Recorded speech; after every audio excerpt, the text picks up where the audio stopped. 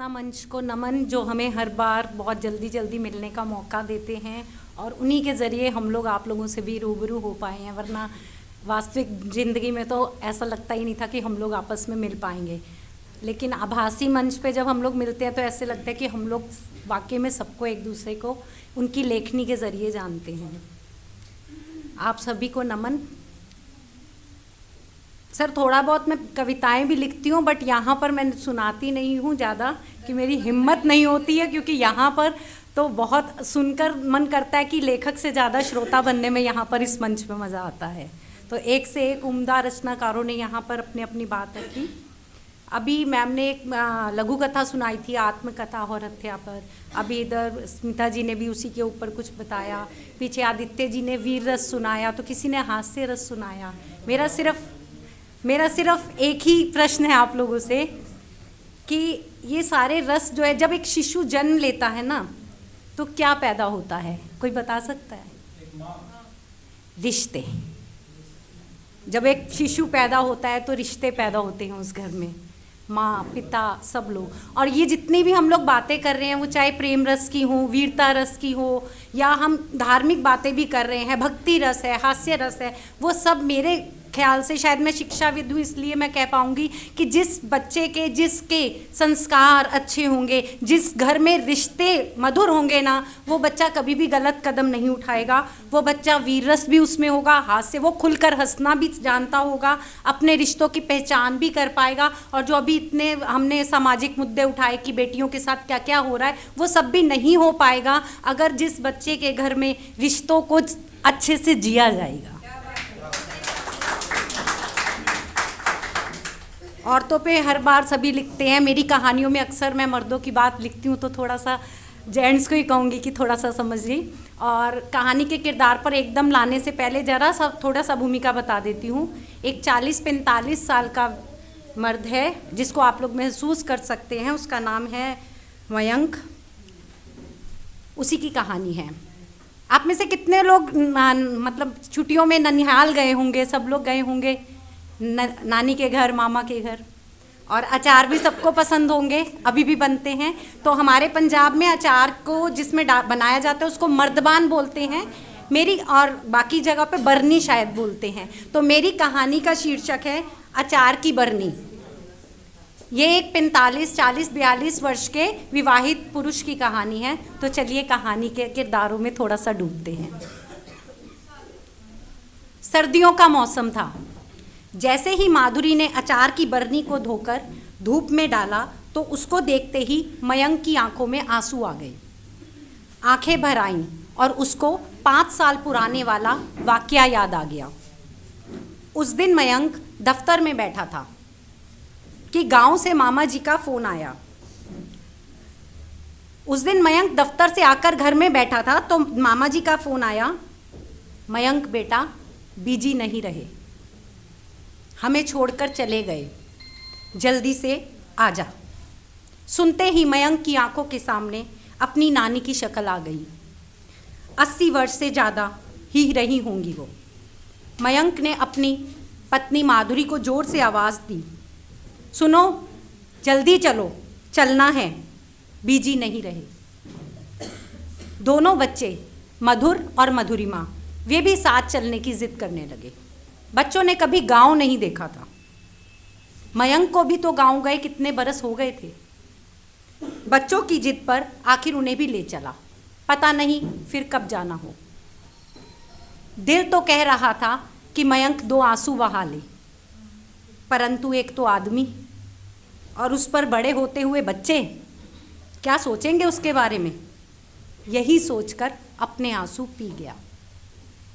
रेलगाड़ी पर चढ़ते ही रात्रि थी, सभी लेट गए, परंतु मयंक की आंखों में नींद ना थी। मयंक की आंखों में उसके बचपन का एक चित्र घूमने लगा और सोचने लगा, जब भी मैं छुट्टियों में बीजी के पास गांव में जाता था तो हर बार वो सिर्फ एक ही बात कहते थे, इस बार मैंने तुझे गांव में रख लेना है, मैंने तुझे नहीं जाने देना। और मयंक इसी डर से अपनी माँ के साथ चिपक जाता था। मैं नहीं रहूँगा गांव में, मैं तो बस घूमने आया करूँगा, मयंक चुलबुली आवाज़ में कहता। फिर बीजी ने छेड़ना, अच्छा बच्चू, कल सुबह जब तेरी रेलगाड़ी का समय होगा ना तो मैं तुझे सोए रहने दूंगी, तुझे उठाऊंगी ही नहीं, तो तू कैसे अपनी माँ के साथ जाएगा। उस रात मयंक जानबूझकर आंखों में पानी डाल डाल कर पूरी रात जागता रहता, ना तो सोता और ना किसी को सोने देता। मामा और मौसी भी उसका खूब मजाक उड़ाते। कितनी सारी ऐसी यादें बचपन की थी जिन्हें याद करके उसका दिल भर रहा था। बिजली ना होने के कारण गांव में माँ अक्सर गर्मियों में नहीं ले जाती थी, बल्कि बचपन की कोई भी ऐसी सर्दी नहीं थी जो मयंक ने गांव में ना गुजारी हो। मयंक यह सब सोच ही रहा था कि तभी नीचे से आवाज़ आई। वो ऊपर की बर्थ पे सो रहा था, नीचे से आवाज़ आई, सुनो अब सो भी जाओ ना, इतनी उम्र तो हो गई थी बीजी की, उन्होंने तो जाना ही था। माधुरी ने खींच कर बोला। ये औरतें भी ना कितनी अजीब होती हैं, अपनी सुई भी गुम जाएं तो आंखों में आंसू भर लेती है, और यहाँ मेरे बीजी गुजर गए और मैं उदास भी नहीं हो सकता। दिल में मयंक ने सोचा, पर बोला कुछ नहीं। मयंक की माँ भी नहीं रही थी पिछले बरस, कैंसर के कारण चली गई थी वो।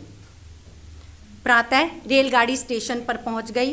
दोनों बच्चे तो मानो यहाँ पिकनिक मनाने आए थे, टांगे पर बैठकर एकदम पागल हो गए थे। ऐसे माहौल में अब मयंक भी थोड़ा संभल गया था। ऐसा होता है जब एकदम आपके पास कुछ दुख आता है तो आपको झटका लगता है, लेकिन जब कुछ घंटे गुजर जाते हैं तो आपका थोड़ा सा दुख आप अपने आप को एडजस्ट कर लेते हैं।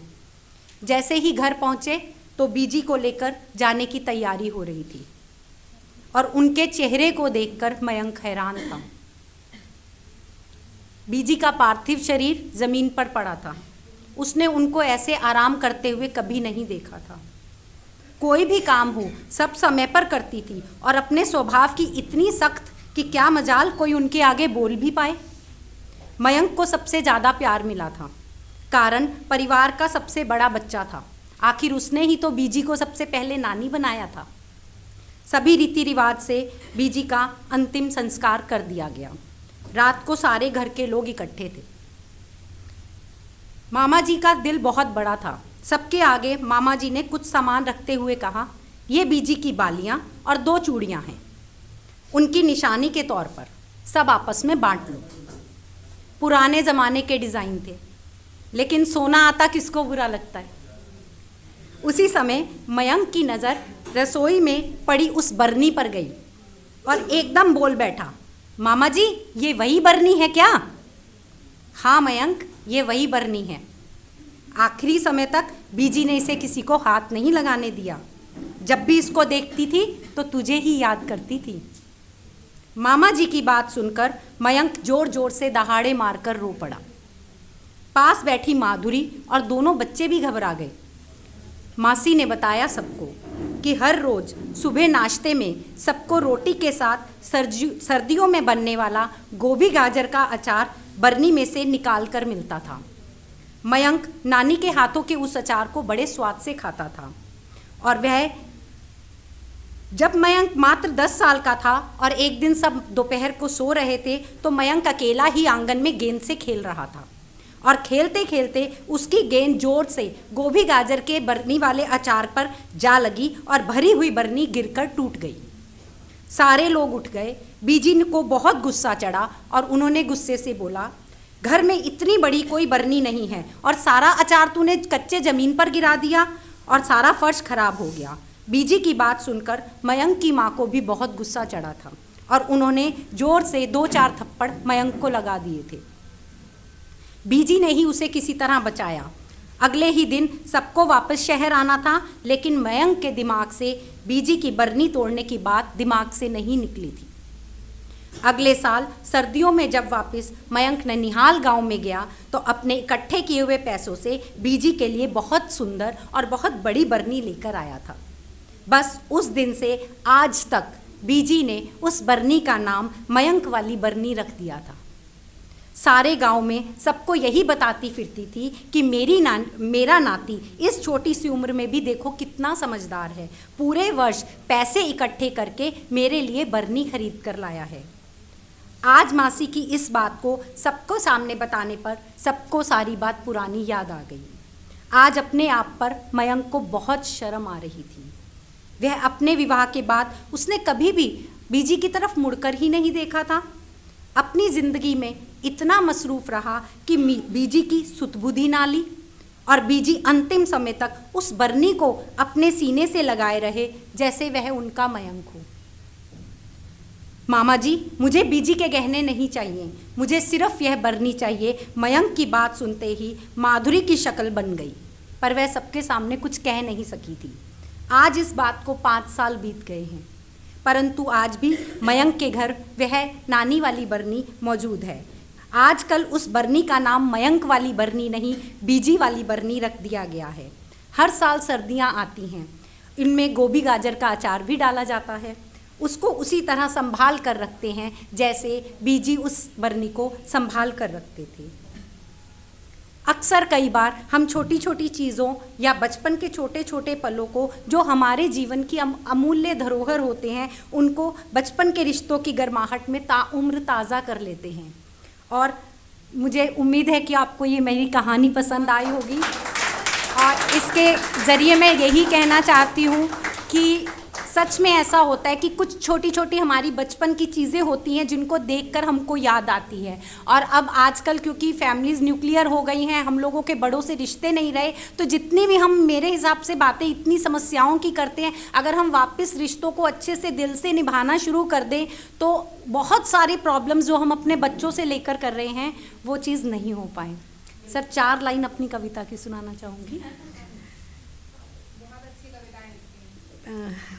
बस कोशिश करती हूँ, ना मुक्तक आता है, ना मात्रा बाहर आती है, ना आप लोगों की तरह बोल पाती हूँ, बस थोड़े से एहसास और अल्फाज ही थोड़े से जोड़ पाती हूँ। तो अभी कुछ दिन पहले ही एक वाक़या हुआ था। मैं एक्चुअली जो देखती हूँ मैं वही लिखती हूँ। तो मेरी बिटिया बड़ी परेशान थी, तो मैंने उससे पूछा क्या हुआ, तो उसने बोला कि मैं अपनी फ्रेंड को बार बार हर रोज़ मैं ही उसको गुड मॉर्निंग का मैसेज भेजती हूँ और वो नहीं भेजती है। मैंने 3 दिन से उसको भेजा नहीं है, देखती हूँ कि वो भेजती है कि नहीं। तो ये आजकल हमारे रिश्तों में भी हो रहा है, हम लोग एक दूसरे को परखने लग गए हैं और शायद यही टूटने का कारण है। जो हम लोग इतने सालों से रिश्ते निभा रहे हैं, हम लोग टेस्ट जिस दिन लेंगे ना तो 90% रिश्ते टूट जाएंगे। तो टेस्ट लेना बंद कीजिए। तो इसी पे है कि परखना मत। टेस्ट कई बार होता है कि हमें जीवन में ऐसे हालात आ जाते हैं कि हमें उस इंसान से मदद मांगनी पड़ती है, वह एक अलग बात है। लेकिन अगर वो सामने वाला आपके साथ कितना प्यार करता है या वो आपके साथ कितना जुड़ा हुआ है, आप इसके लिए आप कुछ परख रहे हो उसको, तो अगर तो पॉजिटिव रिजल्ट आया तो ओके, लेकिन जब नेगेटिव आता है उसका कुछ भी कारण हो सकता है, तो फिर रिश्तों में दरार आ ही जाती है। तो इसलिए मैंने इसका शीर्षक है परखना मत। परखना मत, परखने से रिश्ते टूट जाते हैं। परखना मत, परखने से रिश्ते टूट जाते हैं। ना जाने क्यों आजकल लोग एक दूसरे को इतना क्यों आजमाते हैं। खुद ही तय कर आयाम रिश्तों के, खुद ही तय कर आयाम रिश्तों के, फिर आयाम टूटने पर खुद ही बिखर से जाते हैं। परखना मत, परखने से रिश्ते टूट जाते हैं। गर है रिश्तों में, गर है रिश्तों में मजबूती की चाहत, गर है रिश्तों में मजबूती की चाहत, तो क्यों उम्मीदों को बढ़ाते हैं। गर है रिश्तों में मजबूती की चाहत, तो क्यों उम्मीदों को बढ़ाते हैं। खूबसूरत से संबंधों पर न जाने कितने इल्ज़ाम खुद ही लगाते हैं। परखने की चाहत में, परखने की चाहत में फिर खुद ही ये हाथ मलते नज़र आते हैं। परखना मत, परखने से रिश्ते टूट जाते हैं। धन्यवाद।